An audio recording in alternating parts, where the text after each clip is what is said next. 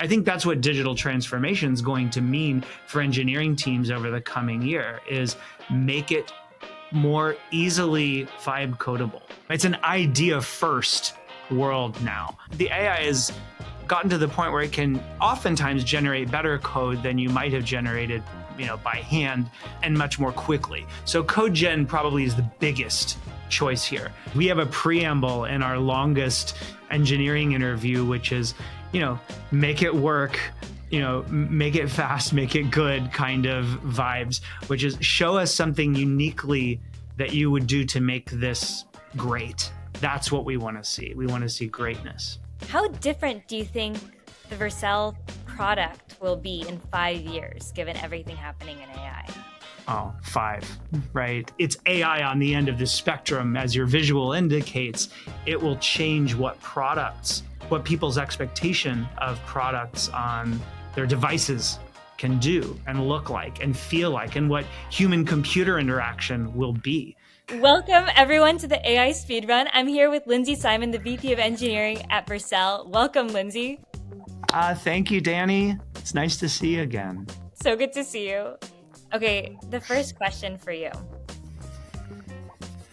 AI has completely transformed our engineering team's velocity. Can you rank it from 1, like not at all, to 5, it's just a totally different, like night and day, using the bubble? Yeah, okay. I'm gonna go in the middle here. I'm going to say 3. Wait, you can't pick 3. Oh, it's 1 or 5? I mean, wow. There's lots of other numbers too.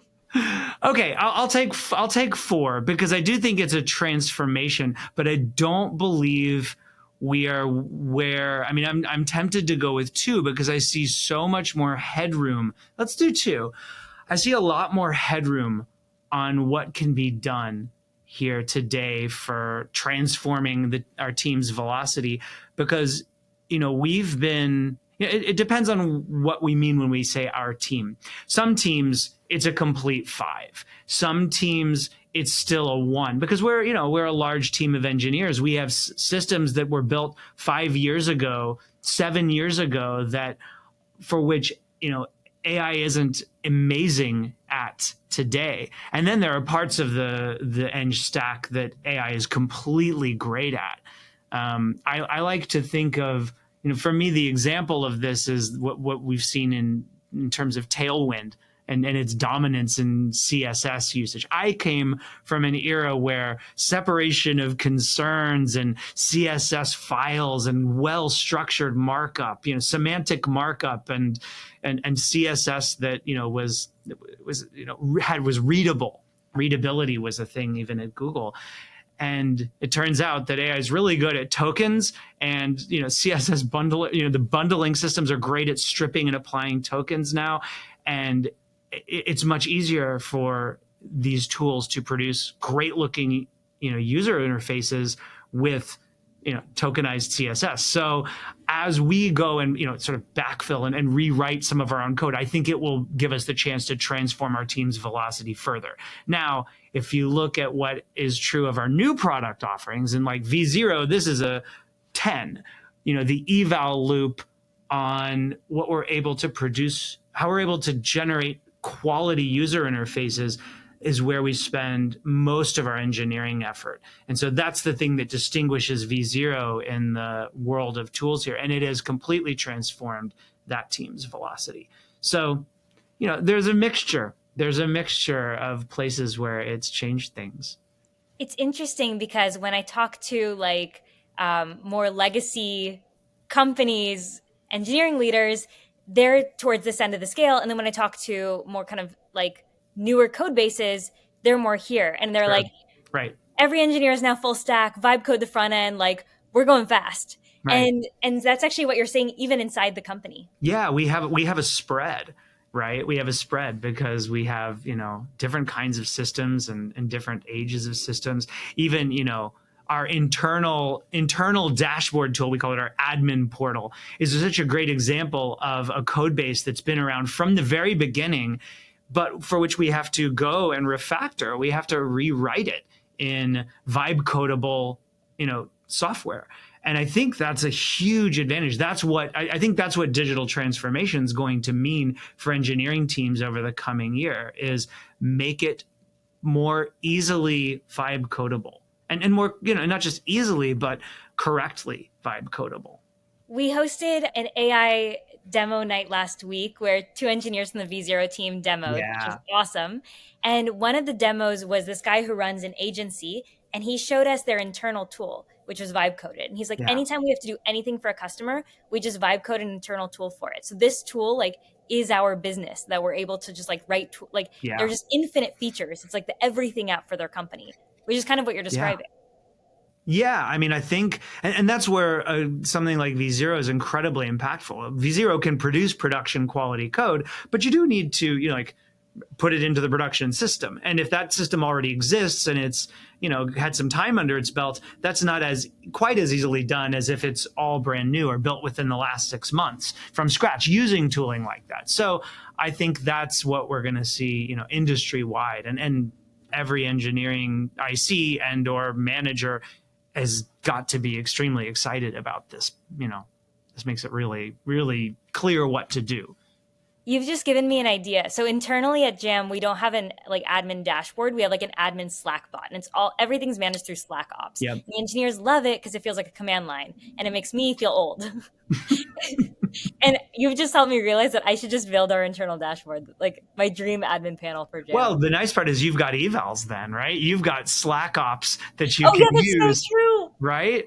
You know what it should do. So actually, you could go, you've got the basis to go build this thing. You could vibe code it. You're right, and we have our Slack logs because we pay for Slack. Yeah, yeah. So we've It's got worth it. years It's worth of it. history to evaluate against. Yeah.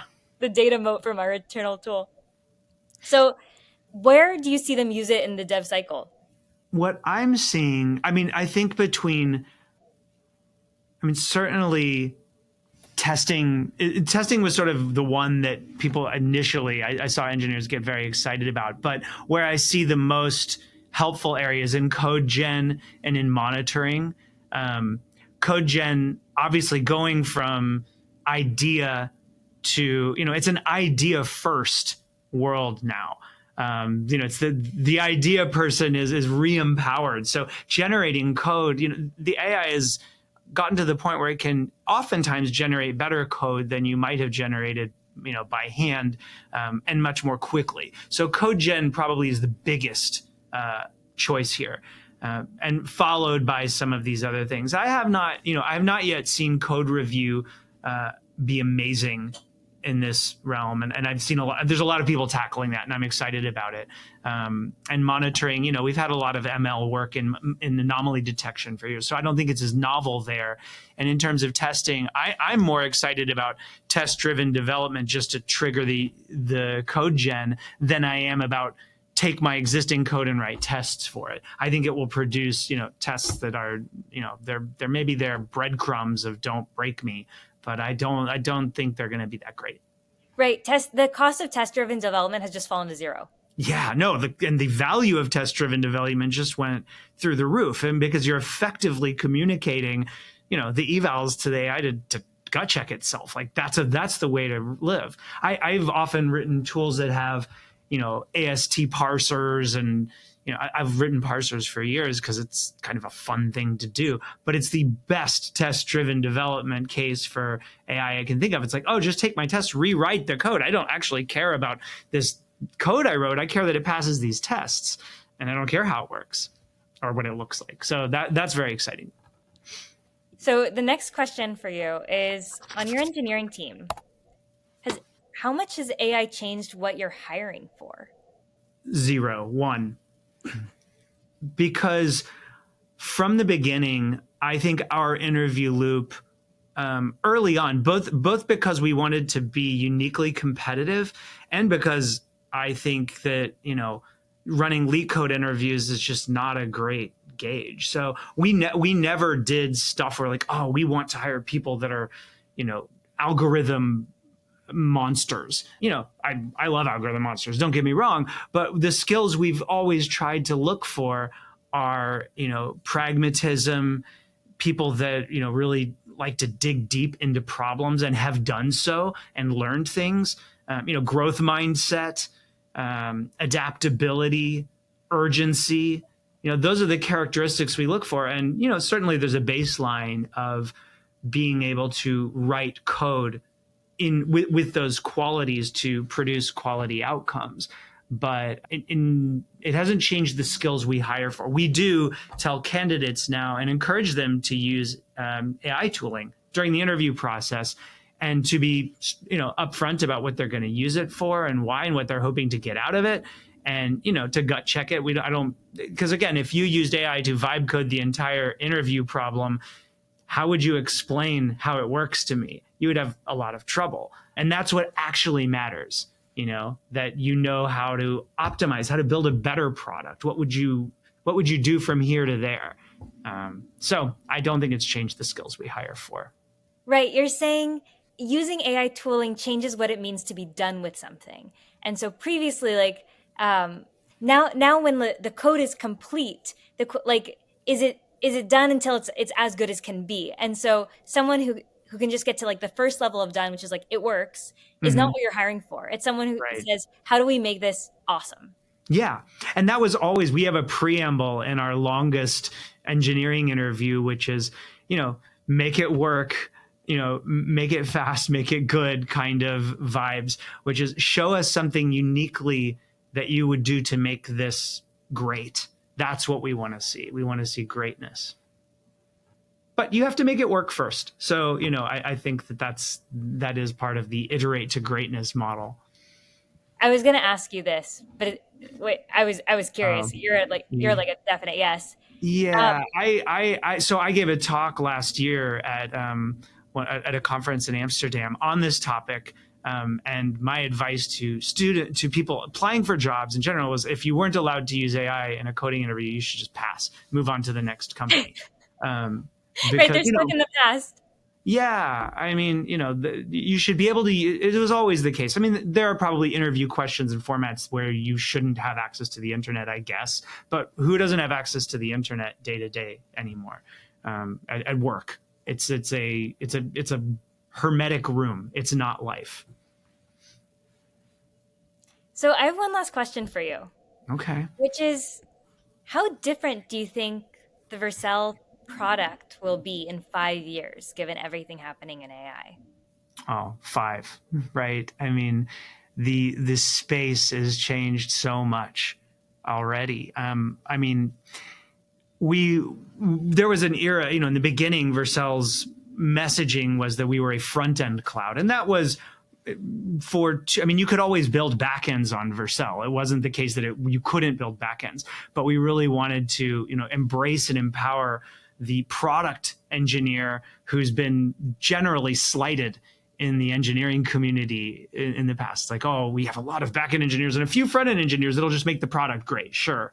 That's a pretty lousy model. And there's great evidence that isn't what makes great companies or great products for the most part. But, in that time, obviously at the point that OpenAI released the first APIs for using, LLMs as a service, that was right after we had released streaming on serverless, mainly to produce, React server components so they could stream in. And then it was immediately clear that we could use AI services on Vercel. And we went from the front-end cloud to the AI cloud in a matter of, months, and growth of companies building AI-powered products on the platform skyrocketed. So what this looks like 5 years from now is certainly, it's AI on the end of the spectrum, as your visual indicates.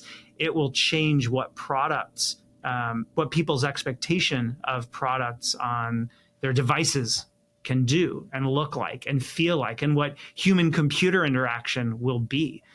Some of those pieces of the puzzle have been stuck for so long. If you go back to OCR, voice to text, text to voice, those are the things that I think will really change a lot in the coming year or two. And that's going to change what people's expectation for products will be. I think today you still see terrible interactions with voice to text, talking to a phone. text my friend, or engage with an AI service, use a company's product. The bar is going to go up massively, and we're going to be empowered for it. It's great.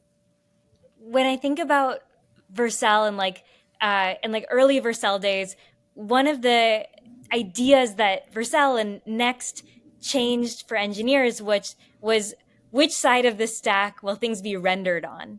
And when I see V0 today, I think Vercel is once again changing which side of the stack will things be rendered on? Because when I see V0, I think, great, the interface of the future is dynamic and changes and is not fully programmed by an engineer the way it is today. It reacts to the user and what they need. And so it kind of reminds me, it's like, it's sort of what Next.js did for rendering, but for full applications. Yeah, the message we always talked to people about with Next was that we were trying to build a framework that made writing personalized applications easier, and that means personalization is the goal. And to personalize well, you have to be fast. You can't just load everything on the client, figure out who the user is on the client, and now talk to all these services to get back data so that you can it's skeleton hell. And what you want as a product is I want everything to know who I am. I want the server to make the fastest queries possible, have everything cached for me, uniquely, and then give me the experience immediately. And that's the expectation. So I think personalized software is now also branching because of AI into personal software. So your description of your coworkers who built a tool just for themselves to get their jobs done, that's personal software. I'm one-time vibe coding this thing to help me get things done. It's productionized, but I may not release it to millions of other people. It's personal for me. And I've built a lot of things with AI tools now that I might who's going to go to Tumblr to put up their pictures anymore if you can just, make a nice book by cutting and pasting your photos into something like V0 and saying, hey, build me a nice layout for these, make it responsive, make it have nice transitions. I mean, that's all easily programmable in AI with React today. It's exciting how easy that's become. And that used to be the core, that was you hired some real specialists to do these things. And now it's quite attainable. Lindsey, this is so fun. Thank you so much for coming on. Where can people follow you, your work, your team? Yeah, I mean, we're very active. Many of us are very active on X. Vercel.com/changelog is we are really active there. That's how we gauge our own, impact on the community. Or on Discord. We're in the community. The Vercel community site is also a place where a lot of engineers and people on their support team and me, we're out there engaging with people, asking questions to us. So the Vercel community site's another great place. Awesome. Lindsey, thank you so much. It's been nice to see you, Danny.